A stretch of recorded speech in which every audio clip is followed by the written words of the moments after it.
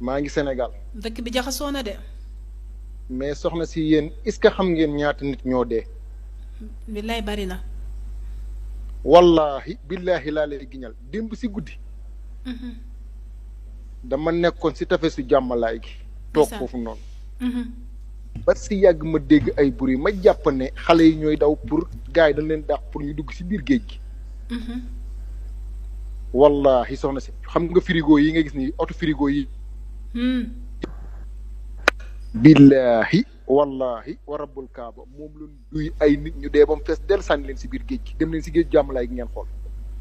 dem leen ngeen gis sëñ bi li ngay wax doy na waa de nga ne lan nga gis.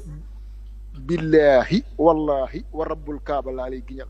dem si guddi ay weer minuit et demi man maa ngi si biti toog géeju jàmmalaay ma dégg buri ma ne xaar ma daw bi ma dégg ñuy wàcc ñoom ñëpp ñuy xëccoo di coow bay am benn fitna bi commencé am seen biir ma ne xaaral ma daw bi ma dawee làq si ginnaaw xeer wi toog foofu mais giñ naa ko si Nabil Moustapha soxna si liñ fa wàcce si ay doomu aadama yu dee kenn mënu laa wax nu mu toll.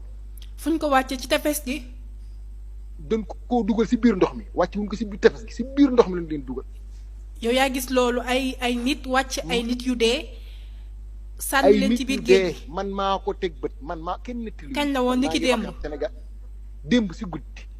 doon naa ko bind si commentaire yi sax mais egsiwul ba si ak ma ne xaar ma woote wax lii pour nit ñi dugg si ñu arrêté lii ñuy def.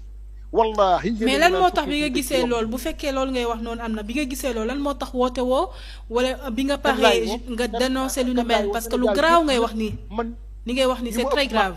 ñu ma ëpp maqaama ñu leen di jàpp di leen rey.